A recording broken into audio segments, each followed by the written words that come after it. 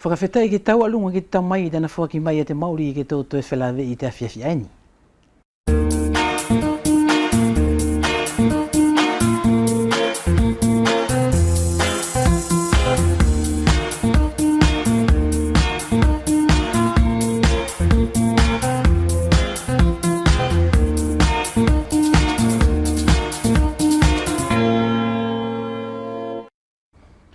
Ka paukai ngani koto huki awahenga pesa koto televisio isi lakanga ani ko ola fatu malo pesa koto kataki.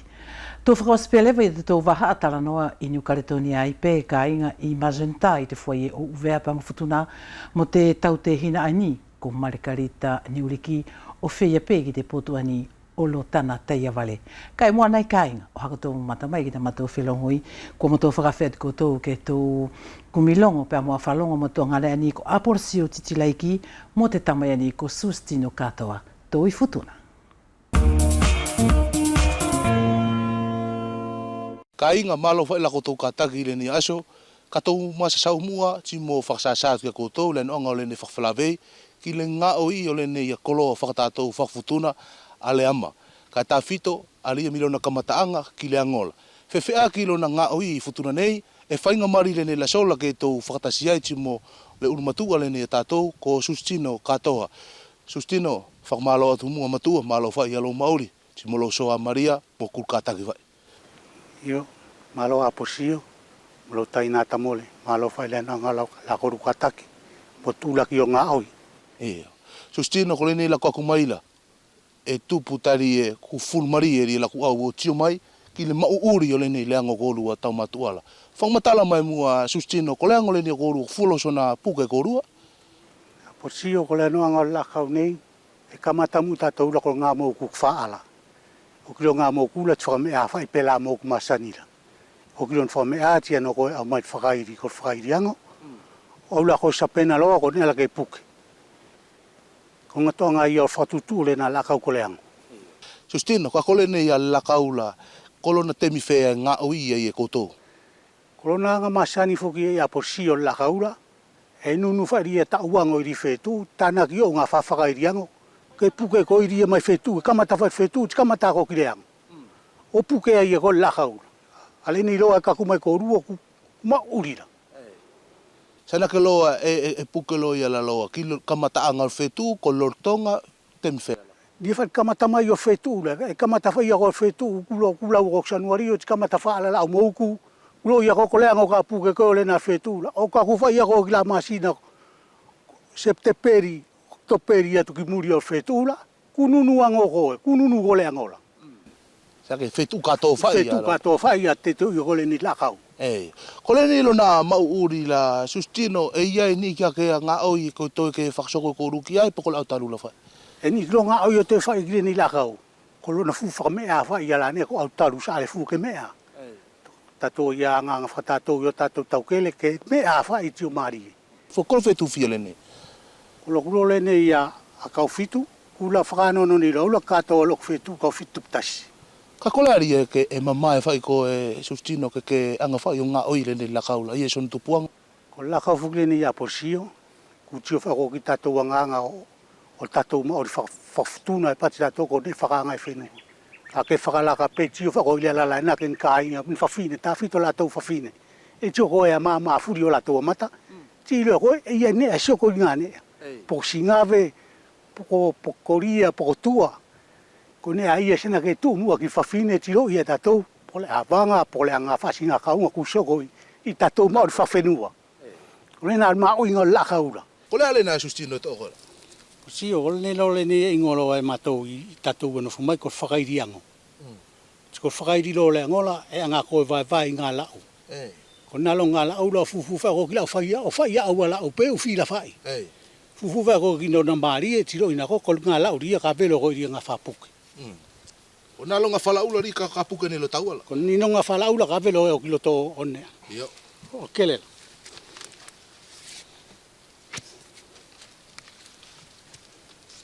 E tonu ke ongo? Te ki whae lunga? Ko lakau rore nei, e tonu whae ke ongo ki lala. Iyo. Ko ni rona pāk, e somoa ke loa la ki alunga, tio mau alo al vosari e fo oula i tua alunga. E tonu kena ke vosala e ke lungala, ko ino fofa e tu ala lo kelela. Aria lo patilo tatou, e malu ki le loria, kaunga o iria, kaolo ia le angola. Kakapau e te ke alunga malo no la ina. Ai e feka loa foi angola. Eio, ka fainga ko la ke ana mua lau la kila ogi. Ti somo ke loria somola. Ona ke lo ia o ma walo vosala iria, ko ino fofa e iria kelela. Fana ki do lo na ala ku e fatutu e se pati to la Mo fenu. mo fenua, ta smo na fai. Ko la ku ta ofi. Tiko ka velo ni lo ai, kila lo ke no ia la tu ala lo. Tiko e no ia la ke puri fo ki flagi e kila lo. Ti somo ke loria somola o vosa ke kila ngane ala. Elunga. Ko ino fofa e no to kelela. E tio fo gola sustino ti ko manaki fai langi ko asfuri fai. Ka sa ko le nei ti sa fai molo soala. E kau moi e whakamake i dio o ki li ale whai o ngā oi le nei, au talu langol. Eio, kuma ua ni toka rua e fia fai kuma maru lo, e maru ti. Whakao ki o kuma whai le fia fia ke nei. Sustino, kau whakamalo la siatu ki toko matua i le no anga o lau tari whakawhi maria ri el kakuma i a aku. O fia ilo atu foki ki le no anga o le whasinga ngā oi le ni kolo whakatatou ko le ango. Ka e manaki sustino kua kātou whai. Ke manu ia whai ale soko atu ko luta matua le ngā oi o le ni kolo ala. Tie ke manu ia whai foki kāinga ti mo kotou furia ke la. I futuna nei e lortonga whakasoko atu whai mo whakaui o le nei ngā oi anga whatatou. Kai amanaki kāinga ku kātou atu a se whakawhalawe i rina teuteui ke tau whakataskia i le aso nei. Tau whakamalo atu whakia koutou ki le no anga o la koutou whima mata mai. Alo whātu kāinga koutou te whakawhalawe mai ki la wasa a katu mai.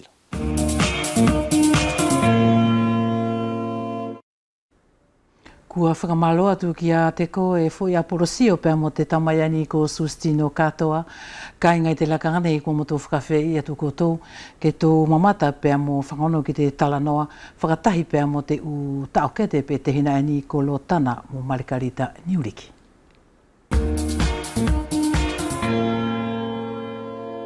E tō whakatahi pēr mo te whae ani ko Marikarita Niuriki o whea pēki te taokete ani ko lo tana teia wale. Marikarita e kua whakapapatu i te awhiawhinei malo pese au kātaki. Malo whuki pēr mo se au tari whakawhainga fōi at whakahoha a Talanoa. Malo Maria Nive. Maria Nive i mua o le whakasoko o au ngā oi. Tuku whai mua kei tuku watu se whaka apa-apa. Ulua ki Maria Nive. Malo lo mauri.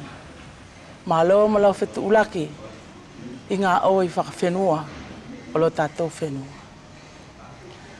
Tilou mo whakapoipoi ki le mamalu o tātou motu e lua o uvea mo futuna.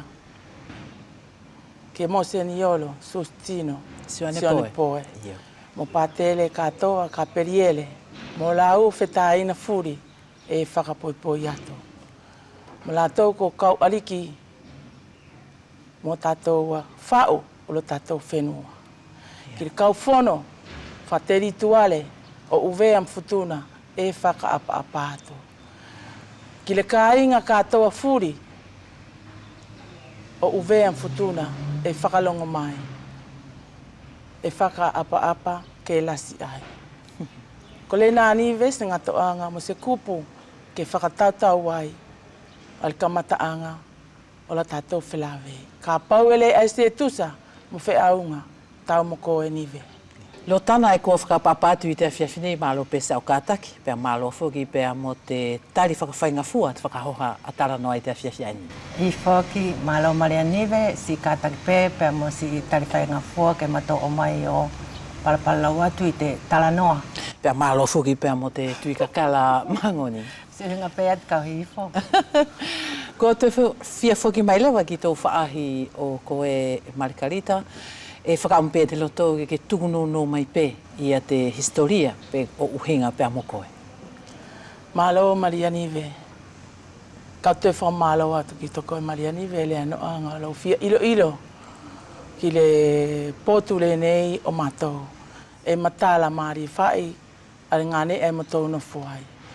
Ko loku mauri na kau awanga i futuna. Kua o tupu o whanau. E lua. Kau au ki re nei. Na mua mai loko awanga ki nume nei. Ko lea wha maori la whai e nive. Te kau au mo loko whanau ki rene, o sokotu e mā Māori i rene. Te kua pūri mo loko āwanga, ka kau Māori whai mo whanau. I no mea nei. Ke mahino Margarita, pe ko te tauwhea, ane ke kakumai e, ki karitonia nei? Ko le awhe ka lau e iwa, ka iwa te purua. Iyo. Na kau kakumai ai ki re tūkelkele ki no mea nei. E whewhe i tō whaahi o koe lo tana e whera laki whakaha mai a te uhingai a o koe? Malo Maria Nive, ko tōku whahai kua nea oho ana ki te tangata ko Taiaware Viriamu. Iyo. Ne mau tama poi toko wha, tama toko lua whawhine, toko lua tangata. Iyo. Pai kuro mā uri nei whea? E mā uri nei i kutio, ne hingofo i te kapani. Iyo. Koe ni fuki lo tana ko te whelawe e tātou i te awhiawhinei i whakatuhatuha tā whitoia ki a koutou ani i whaiwhaitaki pe mā uri i te u kapani tā whito i te konga whenua ani ko kutio. E whelalake ke whakaha mai ki te kainga e mamata mai ki te talanoa i te awhiawhinei pe whaiwhai i a te aluanga pēr mo te mauri ai a koutou i te ukapani ai kutio. Malo Maria Nive. O hinga lewa mo te konga ani kua ke whehui mai o hinga mo tamatou Māori i te kapani. Ne au kaku ki te konga mea ani au na whai i te hiwanga furu mā whā. Iyo. O kamatai lewa tuku Māori i te kapani, tona aruanga ae, ki tō urua ie o te una whaanga e te tongi kovu. E more wheaunga mo te ngāo e tuku oho ana. O mato olo lewa Māori i kapani, ne whaingata i te kamata, e more whiki he vai, e more he hila. Iyo. Pea matou no nofo pē o Māori ai o whaiwhai pē o matou whaiwhai ngai tū ki asosiasion. E to matou ki konga mea ane matou no nofo ai o whaiwhai ngai a ke lewa to matou ki moi vai, ke alwa ke lewa ki to matou ki konga mea. Pea ne matou whakao ngai pē lewa i te mi aia, te o ki masini hila. O tahi toho lewa tona ki hila ki tona ki lota whare. E whewhai a tō ia whaahi o ko e Margarita, i tō ia mauri no makamata mai i te ukapani anai kutio? Malo Maria Nive. I kamkamata o loku mauri, whaiwhai pere ni na tuku atu e lo tana. Na kau kaku mai ki ngāne e rene kau no whawaira, i le kau iwa tuptoru. O kaku mai e ki rene te mira. Na sakinake na whai pere na tuku atu e lo tana. Na ko ngāne e se tonu ke matou wano ki ai. Ka ku matou wano ta ku ngāne e matou fia ai. Ana ka e na whaingataa, tai ko le vai na whaingataa lo na whakaau. Ko o kaku mai ki le luafe kan futuputoru. Sakinake lo kua puri lo i mātou, ko kupu le ko kapani la Maria Nive ku masani ka kireni ra te mira meire lua fe kan fututoru ku motou ate aina o fai pe la to e no foi patimo ku motou ma urfi marie ku yai motou ku motou ingo ko quartier ku yai motou tosi motou vai ke motou ate aina ki ai ku yai mo ale uila ke motou whai tarisa, ku se puri se motou whawhara ki tatongi o masini. Ku ia e mo leala, ko konga whai tasi e tonu e niwe ke kaku mai ki mātou, te katoa furia nei, au numea nei, ko le telefoni, ko pou telefoni. Ko ngatoanga ia niwe, o se konga e whea la ke tuktuku atu, i le nei, ala na tuku atu e maua tautina na malotana, al mauri o mātou. Na whaingataa ai mua, ka ki te minei, whaingawhie. E au whakamalo atu ki tō whaahi o koe Margarita, o te whuki mai ki tō poto o koe Lotana, ko nā whuki nei hā mai a koe te kamata, ne tuputaka tō tau mawai, o alo mauri te kapani, he to tongi kovi whau, i a te nofo ai, te u whare whata, pe ko te u whare pēla ala. Ko te ate tupuanga tau more te whoki iangi te tāki i kere masiva. Malo Maria Nive, ko tōna aluanga ani, more he kei whia whoki atu. Iyo. Kua siopegi te mauri o numea nei, e whi mariange i to tatou ki whenua. Ia. Kua lahi pela to tatou hahai kua Māori numea nei, ko tana alonga ai, ko te uki aloanga ngā ue e whainga taa tona Maui uvea, ko ia pe ai kua tahi whai ai pe tona ki Māori heni, mo tona ki whamiri, ko si aloanga ai, ko te ki ngā ue, e mau whainga fua, pe kua whimari pe tona tō Māori i numea nei. Ka e more kohe ngalo ia o te tātou ki whenua, e mana tui tū mau pe ia. Ia. Pai whewhea I le vai ia si loange pe lo tana na uwhia I lui mea whau furi ki tō whaahi o koe. E whewhea I le vai e tō mauri ai o koe te aho furi I tō nofo anga ai te kapani ana I kutio. Pea mo te mauri ai o nā tō ala ai nofo I te tō uifuki I te uwhare whata tu konga mea aia. Io ko te mauri ai o mātou I te konga mea ni matō mauri ai. E hange pe whuki tōna whakafofua ko te mauri o tātou ai uvea. Tona aluanga ae, e whela te tō I o te ki fufusi, mo te ki futalo, mo te ki fumanioka. E whainga fuape, te ma te whai mohe umu. Wha ko te aluanga whakai ko te patimo, ko ta ope nofo I te funga whata, ko ta ope maori te funga whata, mo re whela whuke hau tō whai anga hina o tahe ki me ankehe hange ko te u alua tuki tua o haha elea I hua hua. Kai ko te ki konga mea ni matoro nofo ai, e matō whiana nofo lai ai he hange pe, te matō maori, ko te maori o ta uvea. Toi whea whuki pēr mo te kakala mangoni. Whea pēr mo te kakala, ko mo tō tahi nofo pēr tona ki loto whare, ko tahi tū pēr tona ki whukakala, hanga e pēr ko tātou. Pai whewhea lewa I a te whakaaru-aru la ai o toko tō mauri, hanga la ki te tau I o te uwhainga ta ia ai tau mo koutou, whewhea I te whakaaru-aru koutou, ko tō tāpiki ki whea? Io ko te temi ani, mo re ke matou tāpiki ki he konga. Kane ko si temi aene ke matou nofo mai ai I te kapani, ke he ki ai ho matou hila mo ho matou vai, ne ia matou ki asosiasion.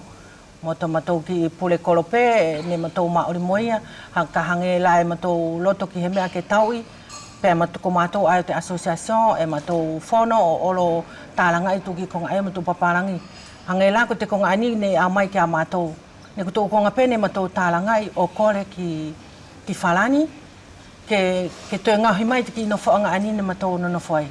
Tōna alonga ne matou kore ke pe more whaara ke matou mau te no whaanga. Pene ko te mea pe ne I mai nātou, more whaara ke matou mau te no whaanga, e nā tō hanga pe o whaka o ngahi mai hange la, ko tana tō ngahi mai ani te ala, a wake lewa mo te hila mo te vai, a wake mo te pūpere, mo ta matou o puhatohi, o whaia ke lewa mo ta matou tuasila. Ani la, ko se matou o tālanga I pēsi I temi aene kei matou mauri ai whaingataa, sa matou whetau o kore ki whalani, o haula te whawhine ani ko Brigitte Neminisi, o matou sinie la te ko ngā pei o matou I kutio I te whai ani matou na whai, ani la o hana to olo kai lewa o whai whakafo o ngahi te ala, mo abake lewa te matou hila matou vai, pe ko matou whimari lewa so matou ki maori te temi ani. Si te mire ani ko mo tō tahi nofo pelewa I tona ki loto whare, o whai tona maori, mo tona ahoana, mo tona uki whanau. Ne whewhea I Margarita I te kamakamata mai o toko tō maori o koutou, I te ukapani ani o koutou, I te heki e whuki he vai pia mo he hila. Ne whewhea tona whaiwhaitaki. Malo Mariani ve, whaingataa. Iyo. Tali ko lona ano angareia, kori e taki mai re ia, o vaina kamata mātoura na au mai vai la ia, na whakaaunga noa e mātou. Tika kuake re ne ia a whanau la tana, o whai pere na tuku atu e ia, o whai matou asosiasion. O whai matou kore ki mea koi mea ia. Ka ne tau whukotou ki te, ne tau whukotou ki kutio, kusi e te vai ia? E ai. Iyo. Na tau atu mātou me se vai. Whai la e whatatau atu eo ki te au. Ko koloku ngā tunga ane e to ngā oi. Ko ia awake ia a whātuka vai, o awake ki whale. O whakawiro ia ki tasia la whātuka la lasi whai ngā oira, o vai mātou ki ai. Whai, te awake ko tasia a ko tangata ko polo, la ko ia whai ia whai ngā ia vai, o ka kuake ki mātou la. O mātou whamiri, o whai whātasi mātou ko fō, ko furu o nea. Whatu le asosiasion, o sa ele mai lo vai. Ko nā vai la ko konteur e tasi e nive, kai au mai lo vai la, ia vai lo I ka inga. saktasmo ia ana kontea. Tiko maua nei, na tuulaki i le ngā oi. E sakina ke kole nei ia atirimeste, te ana mātou o leve a kontea la ia. Whatatari ki le au mai o le facture, titi o mātou, te ana mātou whe vai o ki le vai whae na whakaaonga e kāinga. Iyo. Kai na longo la Margarita i te uwhai ngata i a Furiani e ke whakamatala mai ki te kamakamata o toko tō mauri. Ne more pe hake ia i he temi tau whakakaukau ke toi whoki angi uwea mo futuna? Malo Maria Nive. Nive, ele este ngalo tātou a motu. A uvea, a lona marie, ma lona whi marie. Kai, ko le ena awatu e whanaura. Ko le whainga taari on maurila. Ko maua e mātou i le nei, an maari on mauri. Te kuia la kupu kauanga o whai, e maari e toi liri uk futuna. Kai whakalo alo whoki o mtou whanaura. Mga makpunala. Tari e nātu mātou i le nei, ele eni ngā oi. Whakalo alo whali a le ano o lātou ala e maua ngā oira, o tu urkoloala o tusi. Kai nātu ala e smau ngā oira, ka po e smau san whawhala, tina tu lona ngā makpuna, malon whanau o tio tio whai, o to o whai ne e mawhai, ka ko lātou la ngā oira, na lātou o whai ki o lātou aloto. Ko le nā, ka kiri pati re ia, ka astu e whiriri uk futuna, e whakawhiti mo uveala, ko loia ia. E sto e ngalo e nive. I le uvea mo futuna e nofo i re nei, ka ko potu re ia whi mariela. Ko le nā nive singa ale lona tuktuku atu e au. Ko te aia tau whaahinga tari lo tana e whare ke whaki mai, te awhiawhi nei, uhinga la pēr mo te ui pē whoki. E mātou i uvea, he ko nā whui ko mahino mai i tuko rua poto ko rua tau whae, ko te mauri whimari e koheni. Ka ki te tuku ia mātou i uvea, ko te mauri whimari e ko te paratiso ko uvea mawhutuna. Ki te ui lewa whuki ai ko tō lahipe ia te hola ki tu apuleanga e mahino ia, ko te kumi ngā ue, ka e tue whihola ki pē ko te anga i whenua. Ko te atau whahinga tari ke wherake ke whaki mai ki te whehui ai. Malo, ko te konga lewa ani ke whehui mai o hinga lewa mo te konga aia e ui e whehola ki mai ko te anga i whenua, e mola ilo ia tu au ki hi atu. Ka ki toku ia potu e more he konga whea ia.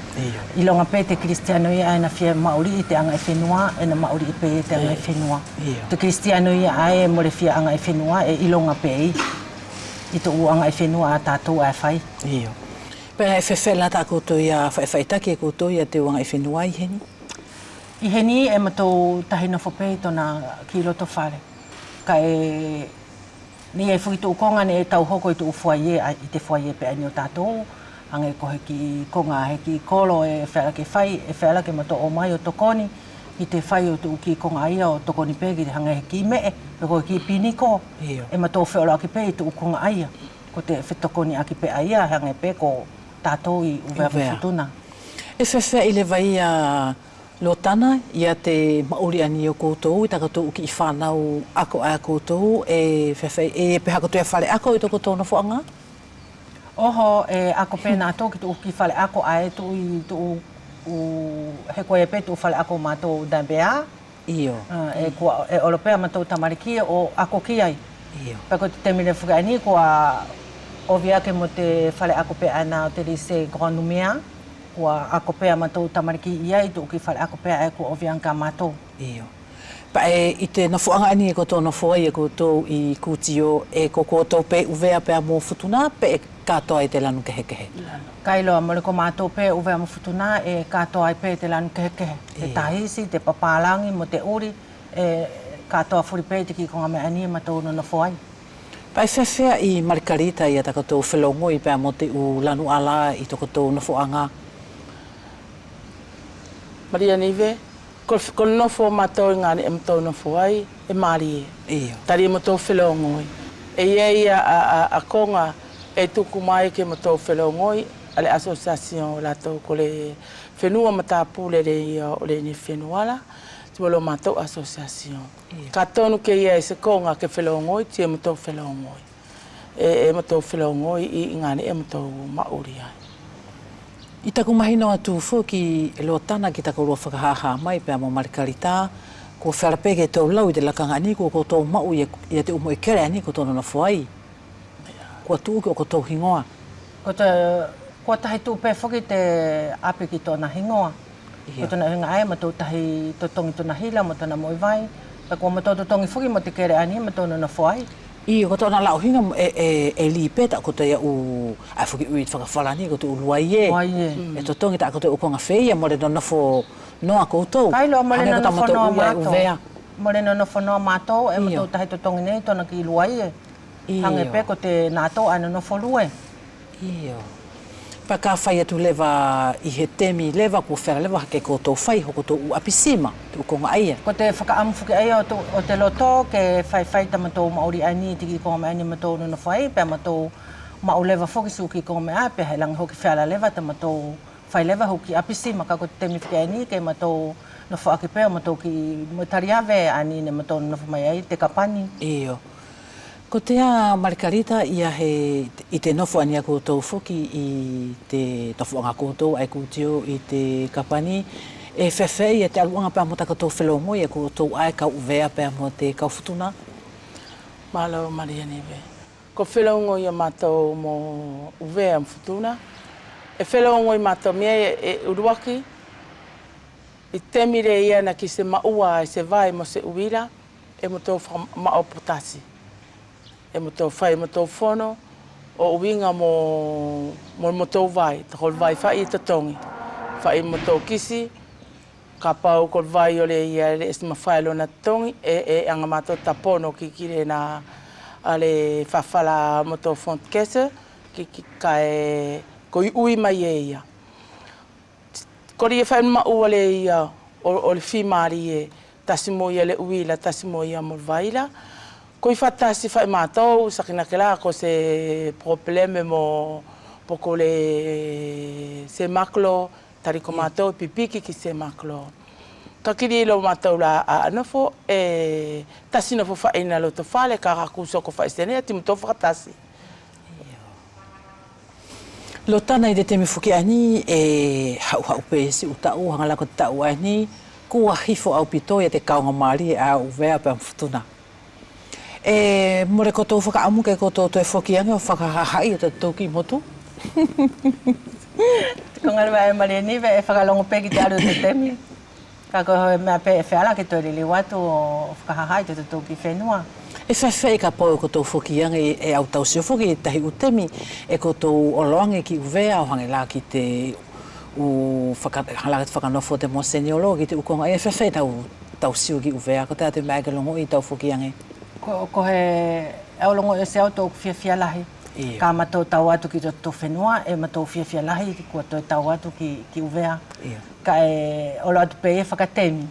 Ange pe ko hoki konga e olo atu ki ai pe o se pe e pe ato lilu mai pe matou ki numene. Ki numene. E whawhai e Margarita I a tau ia sio a koe ne mahino mai whukiana nei ko te anga e whenua e ke whia tāpiki ki ai. I te mauri ani e ke nofo whaiwhaitaki I te ikutio I te ukapani e whai ngafua ke ako ki tau utahine ko tau umokopuna I a te ungau e whakawhawhine a e futuna. Malo Maria Neve. O konga lena e nofo au I lokainga e nive tari e koli ia konga le ia koko. I ranga I whenuala e nofo au iai. Iyo. E tapiki au ki le ngai whenua. Te ka pau se ngai whenua le ia, ti se e ko se futuna ai e poko se uvea. Tari ko nano angari ko mamae ala o le ngai whenua I futunala, ali e kuse se ai ane ala. Tari e mamae foki. Kai tonu whae na tupu ak tātou na tio tātou mi ai, e tonu ke ngai whenua tātou. O tātou wa ane. Ka ki soko tu o lok mauri, e tio lok whanau, ko lok whai fok whanau e tasi. Ale ia maori mo haula, ko lok ngā makpuna whai tasi. E whakailo ilo e au ki te ia. Ka puri au te ke soko e ia, maori re ia, na maori I e au, whakailo ilo e au ki te ia la. Ka pau puri au, kale este soko e ia Maria Nive, a analoa ia. Ko te ai a te anga e whenua ki a ko e Margarita ni uliki? Ko le anga e whenua ki te au, Na aua me ftuna, e ia a ko kakalanga kau ariki, mo lato e whao, ti tonu ke ano. Ma opo o ano. Te tatau whai mo le nei. Ko whetongi o ariki o no mea nei, i no mea nei, ko whawhawhonga, tui anga ifo. O whai pere kupu masani, ko komte, ko komte. E ia mo tō komte tangata, te komte whawhine. Ka ia se konga, i lua Dominika, e maua kei whono mātou, tike ano ki ai. Tari e ia ane e la loto ki ai, e tonu tu whaki mai. O whai la, pe ni misa. Pe misa nei, pe mātou lok whako lok tawa, e mo teu nei, ki mo teu misa o le aperiri. Ko leo lua ki misa, mo le aperiri, ko mātou tawa e misa iai. Sakina ke konga na, e tonu ke tāpeke ki ai. O muri nive, ki loto taktau tok tasi. Esko senea ke whaka... Maua. Pe whaka makeke, e whakalongo wha e ia.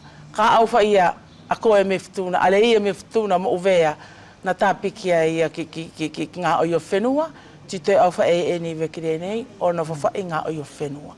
Ka pau e au re me uvea ftuna, na e malolo ia, te shoko whaelo na malolo e renei. Tako neo kumasani e ki ai. Alo, Maria niwe. Ka whewhea i Marikarita ka hangela ai whakanofo i hei pule koro koutou, ko na ke mahino mai, ke hau mai taua. E tatau pēr mo tōna whai ai futuna, pe e ke he tōna whai ai inu mea nei? Ko mātou i inu mea nei, e whai ki whi mari. E ia atasi, ka ku tonu ke whanofo ia, ti e kolo ona whamiri e angalatou te ui a se ngalaisi, ke o kilon whanofo, ti mauri whakatasi, pe futuna whai mo uveala. E ko tō whia whoki mai lewa ki tau whaahi ani o koe lo tana he mahino ki au ko koe ko te whawhine e mamana ki te anga i whenua. E ke whakafuafua i tōna whaahinga whaitaki a ko tō i heni ke i tau hoa mo tōna whai ai uwea pe kailo. Koe he ukonga kua furi. Mole he ukonga ia kua furi niwe. Ko te mahani pe ia ka lele yang pe do nā whai o tātou. Ko he nia ko te whaitaki pe i. Whaitaki pe te ukonga ia he ni ka mole hange ia ko te whai ai uwea mo futuna. Nea o maulongo fuki lo tana ko te hange la ko he whakanofo he purekolo ko whaitona ia votei e koutou. Ko tai atau tā ofi ki te konga ia inu mea nei? Ko te konga le vai ia mole au loko mahino le vau ki te konga ia ki tana votei. Ka ko te hange pe whuki kua whai he whono, kua loto te kāinga ki he kristiano ke nofo o takitaki, pe koe pe aia e maohinga. Koe pe ai ko tō... Koe pe ai e whai aki. Ka mole ilo ia te whuki ki ihi ngata pe whuki ko te asosiasion e votei. Ka ko te ukonga whakatato ia mole votei ia e whiriwhiri. E whuki. Ai whewhai la e ko ni whuko koe ke to e... Potafuki i te tui kakara, ko te ukonga aia pa mo te kakara whakailai tō api. E ke tuku holo te ukonga aia ki tau ki whanau mo tō ki mokopuna, e ke ako ki a nātou? Ko si ukonga le vai ai mare niwe e more ovi mai nātou ki ai. Iyo, pa whewhele vai tau hia te tāngai whenua. Ko te sisio pe nātou ki te ukonga ai au whai, ko te tui kahoa, he ko te mea pe ai au whai ki saka utamariki, fia tau pe nātou ki te kahoa. Ka ko te uia ke hau he tahi o sio mai o whaitaki, e more whai. Iyo. Poko aku laki i tamariki whawhine e more ovi mai nā ua ki si i konga ai. Mahino ia ka opuri pe nā iau pe more popoto ia si whai suki i konga ai ko te tuiheki i kahoa. Pa more ke tuania na apuri te anga e whenua tau leka ia tātou? E tuania ka ko te whakalongo whoki aki si i loto o si u whanau. E more mao whoki ki te whakakinau i, ka ki te whakakinau i e more lelei. E whakalongo pe ia ki a nātou.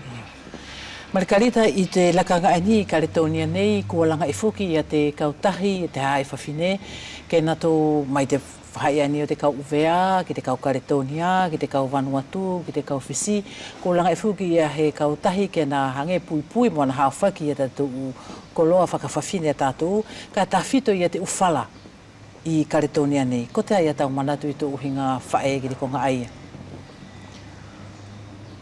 Maria niwe tuku whai kau anga tari atu. ka le ese malama mari ki te au ana ko fatasi fa fena ki e longo fa iau ka ki se kaku mai au ki ai mari velo na avatu ka anga tonu ki se kaku mai au ki ai ka kilo na fa matala e longo ki ai e ma uinga ki le ki kupure ia ko fala la fai la pere ne fala langa la io e no fula fa foki kan pawe e maua ase anine nga oi e ma fai ke fai tari ko le cristiano le ia fa fine le na au me uve futuna ka kua masani ia ki fai ona nga oira esto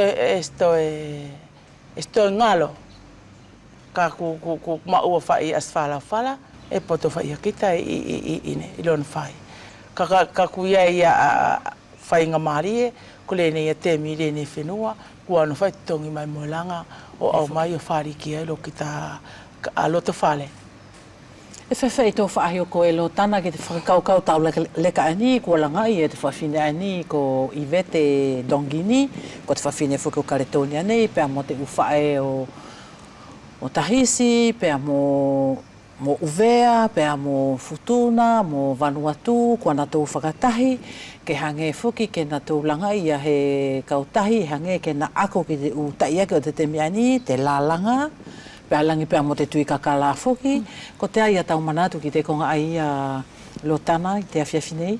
Ko te u konga lele i pe ianive, te konga ani ko a whaia nā tō, he ko te u tona luanga ae, ke te ako i fuki tate tō uwhanau, tā wheto ki tate tō uwhanau, ke popoto foki i te whai o tu ngā ue aia tātou me mai uvea. Ko tō konga mauhinga, mauhinga te konga ani e whai nā tō. Ka ko tōna aluanga pewhiki ae. Lele whaki tātou uvea, he tū o tō uwhulau akau. Ka ko he ni foki e whai ngata a foki te langi mau o te konga aia, ko te lau akau. E langi whai ngā fuafukia ki te whai o te kauri, pe ko te ka kia ko toko whakira ani maori he, mo leo, ko te ki whulau akau au sio te ki whawhine pei o kutawha, e ia tona ki whulau akau tahisi. Iyo. Ka ko te kana mau pe whakira ato konga eia, he whera pe te whai ato konga eia, e tātou pe ko ani pei ehi, e na tō whai te artisana, e na tō whai tō konga eia, ko te lālanga, mo te whai tō konga pe whakira ani, whai te kau artisana i uvea. Ko tōna la uhinga Margarita, ka hange la pongi kore atu ke tōko e whulau akau mo whai aki hata tau whara, e whala noa pe ia. E tō, ka pau e pati mai ke tō, te ano ua tō. A kona ano anga fuale ia, niwe, ke tō lalo te kaku pati mai roa te aku, o ki temi e tonu ke keno fuai, ti tu ua ua ano kai almasini o e. Whalala fwe ki tau whai kore. Iyo. Moro te whala na ia. Iyo. Ko ni lewa se o tō temi whakatahi te awhiawhinei lo tana mo se opoto ko e Margarita ko wavi o spelewa. E a mahalo e langi e peha o whakaamua ko e Margarita a ko e lo tana silo e ke whiawhuaki mai te awhiawhinei ki te kāinga matamai ki tana noa. Ko te whakamalo pe ia e whiawhuaki atu ki tō whahai mare aniwe. I te maofoki hina whakaukau ke pau i mai ki si mau ani tau whae. Ke mao mai o paralau i te televisio ko he mea whakawhiawhia. Ko te whakaamu pe ia e watu ki te kāinga o wea mawhutuna e mamata mai. Mole he konga maohingai. Ko te whakaamu pe ia ki te ukonga ani e ke whealua ki ai ke fuamanu ia se au ki ngā ue. Pea ke hoko atu whoki te maori o whewhawhani pe o te tangata o wea mawhutuna e maori inu mea nei. E whewhele wasi o whahoko e Margarita ko te alahau whakaamu e whaki mai i te awhiawhiani. Tā whito pe ia ki te kāhau o te kautūpulanga mo te kauwhine mui o wea mawhutuna e Maori Karetonia ka whewhe angwhila te kāhau o wea mawhutuna. Iyo, malau Maria niwe. Ko laku whakaamu whai, ke alau whale ariki o sori ki toko e se mala mawhi aunga. Ke mawhai e soko whai o aunga oi. Ko ngata ang whale nā laku whakaamu kau anga whai atu. Tima uwea mawhutuna ke pipiki tu o mawhai ki rea ngai whenua. Ko te ki tamalewa ang ko kai o whakatahi pēr mo ki tanei o whai atu he whakawhetai whakamalo ki tō whaahi o ko e Margarita whepe ki si o pōtu o ko e lo tana i te aluanga pēr mo takarua whakawhainga fua i a te whakawhelawe i atu a tāna noa i te awhiawhine pēr malo whuki pēr mo te tuikakara pēr ko mao whātu. Malo Maria niwe.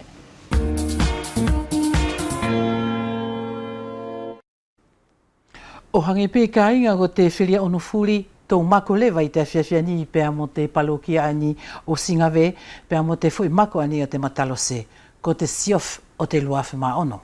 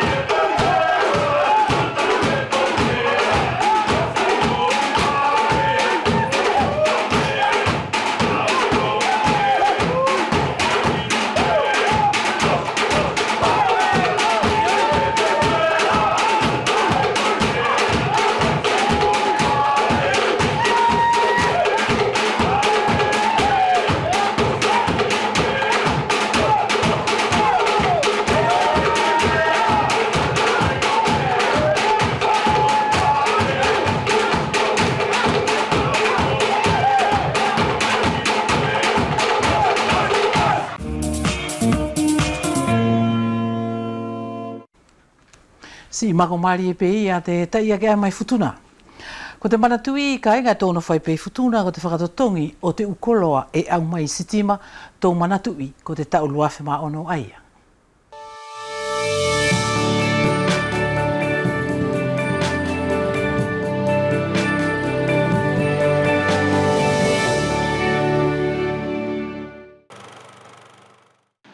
Kua o kilo amango, ko tasi le ne fai fo i le wafu leva, ti e kolona fai le ia o fai ai. Ko tau anga furi mai o waka ke wafu, ku se koi whalalu wale le sa uro ka venga.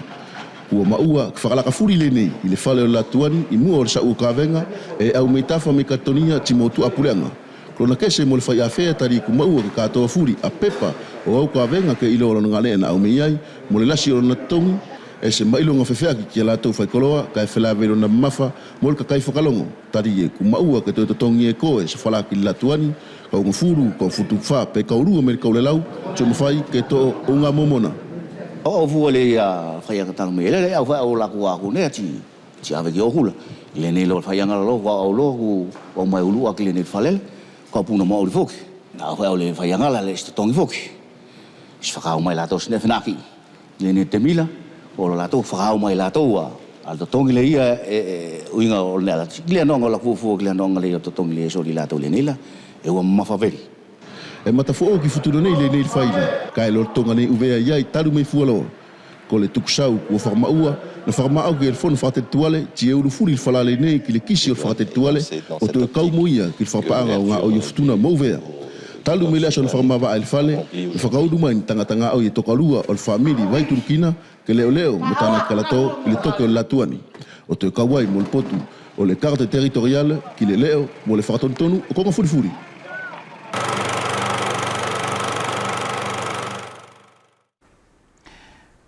Piko te api ka inga i e te ulongo te whakaosi waha ani ko ni laia tona pule ko sona tufere. Sana mara pesa kataki.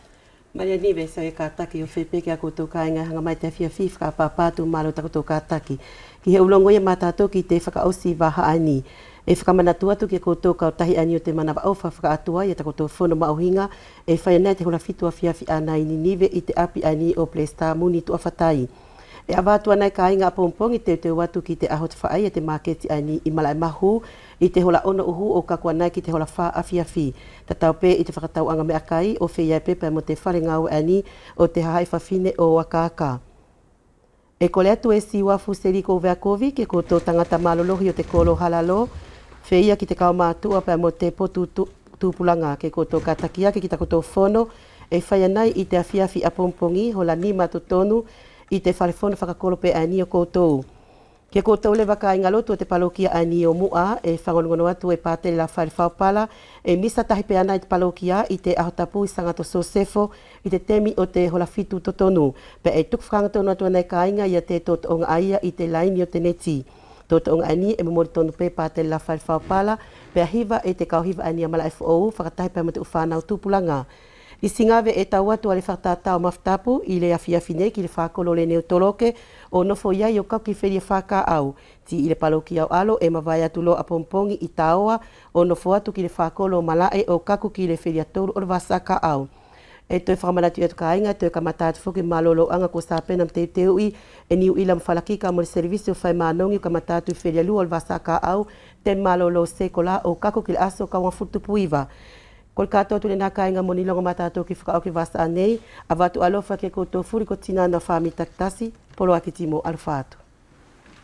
E kua whakamalo atu ki tō whahi o ko e sona i te awhiawhiani, i kau kore atu ke nafo mai pe mua, ke tō mamata ki te whoi mahoro whoouani, ka inga ko te whakawale atamai, e mole loa haku paralau mai tōna ohinga e na tō tūpulanga, pe na tō leolele. Tā pasi soana, whakawale atamai ko ma tō whakalango atu.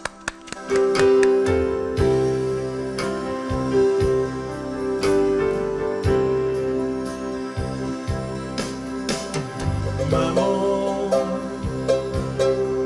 tu m'as donné la vie, le plus beau des joyaux du monde. Tu m'as sans cesse choyé, aimé, sans jamais te lasser une fois. Tu as aussi trouvé les mots, surtout au moment qu'il fallait me rassurer un peu la nuit. Quand j'avais peur seul dans mon lit, tous tes gestes étaient amour, une fois, 100 fois, une fois toujours. Tu ne pouvais penser à toi. Et que je pense à toi, maman, même si je suis trop loin de toi, sans pourtant être dans tes bras. Je retrouve vite mon âme d'enfant, et quand mes rêves me portent vers toi, et que je t'entends parler de moi, sans pourtant être dans tes bras, je retrouve vite mon âme d'enfant.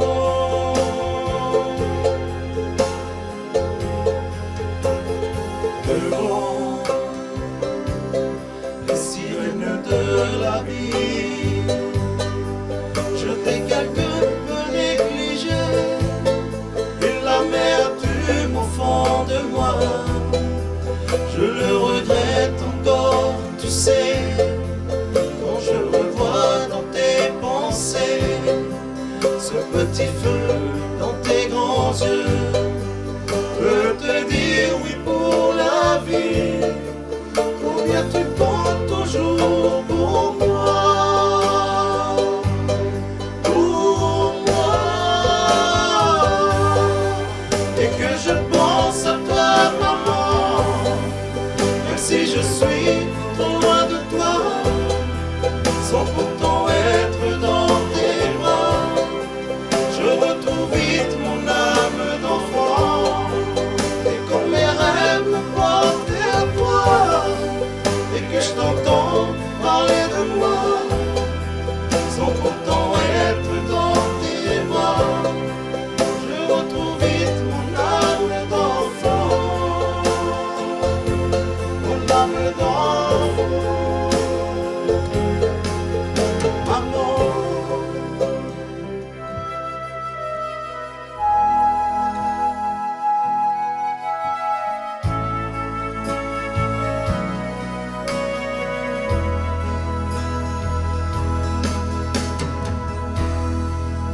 Desino una nepe, ya koe si akufae, ya ufia faipe, e fakalele ki a koe. Mai taku ke isi, osiaku osiaki, koe ni leva kwa ulani. Noa osimole kei manatoi, o kina kina ite ahofuli, longo te masima take whaingai, ina mea te au mauri ai.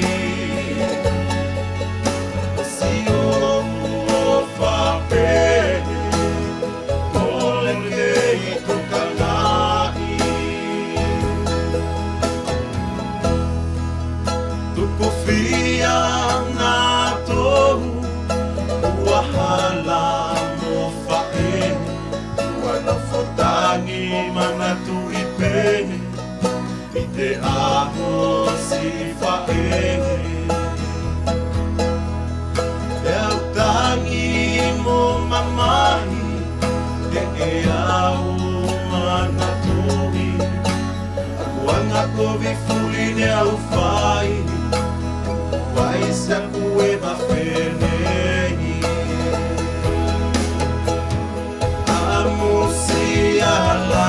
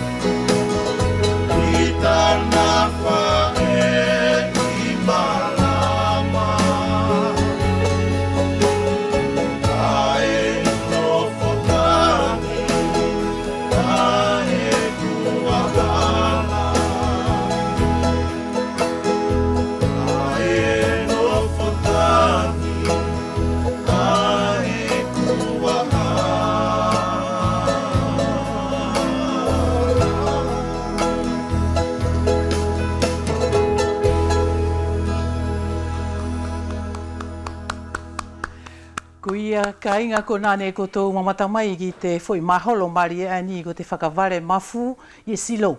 Whakawale atamai ko ia kua whakawhetai ki anātou i te aluanga pēr mo tāna tō whia mai whakamaholo i tātou i te whiawhiani. Kua mo tō tau i nei atu pēr mo o whātou ki tō whakataipela ki tō wahaka hau. O whātou.